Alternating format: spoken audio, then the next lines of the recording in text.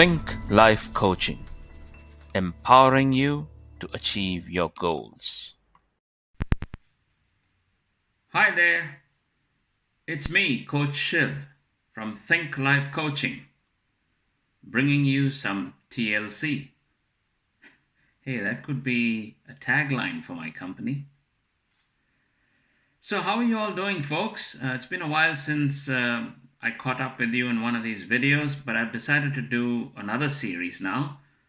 And this time, I want to base this series on resilience. And resilience, I think, is a key attribute required to survive in today's world, especially given how challenging things have been lately. So, what is resilience? One of the common definitions is it's called as the ability to bounce back. Well, we're not exactly rubber balls, so I would like to think of resilience as the ability to handle challenges in a manner where we become better versions of ourselves. So that's what I'd like to think of as resilience. Let's talk of a very simple example of how important resilience is in our lives. So take the case of two school students studying in the same class, they write the same exam, and they both fail. One of them is able to just carry on without letting that failure affect him or her too much. The other student might take this failure so seriously that they feel like it's the end of the world.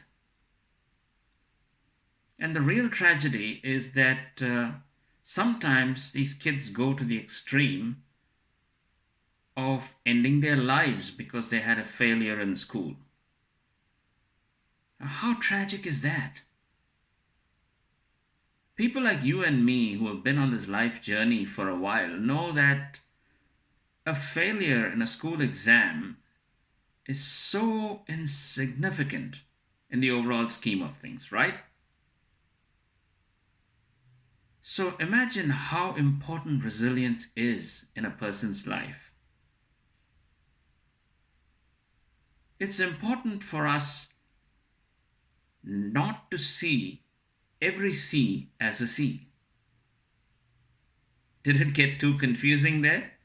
I'll clarify. So when I say don't see every C as a C, what I mean is that the first C after the word don't is actually the word see, S-E-E, like the way you're seeing me now. The second C is challenge, and the third C is catastrophe. So don't see every challenge as a catastrophe. We human beings tend to do that. We catastrophize everything. Even the smallest of challenges, we tend to make it huge. Talk of making a mountain out of a molehill. We do that all the time. We need to stop ourselves from doing that. So this series that I plan on presenting is going to be a set of short videos on how we can get better at being resilient. Now, do you believe that people can get better at resilience by trying? Is that something that can be developed? I believe so. Because in my own case, I think I've become much more resilient in the last 12 months. I'm sure you have too. And I'm sure so has everybody else who's lived out these last 12 months. Because it's been the most difficult year in living memory. The fact that we're still here alive and breathing means that we have become more resilient than we were 12 months ago. So it can be developed. And that's what we're going to try and look at over the course of these videos. Now, I've decided to call this series the Special Series on Resilience. And why special? For two reasons. One is that the 7 tips that I've chosen together make up the acronym SPECIAL. And 2 is that it's meant for you. And you are special. Now, I know that might sound cliched, but it's true. There is no other person like you.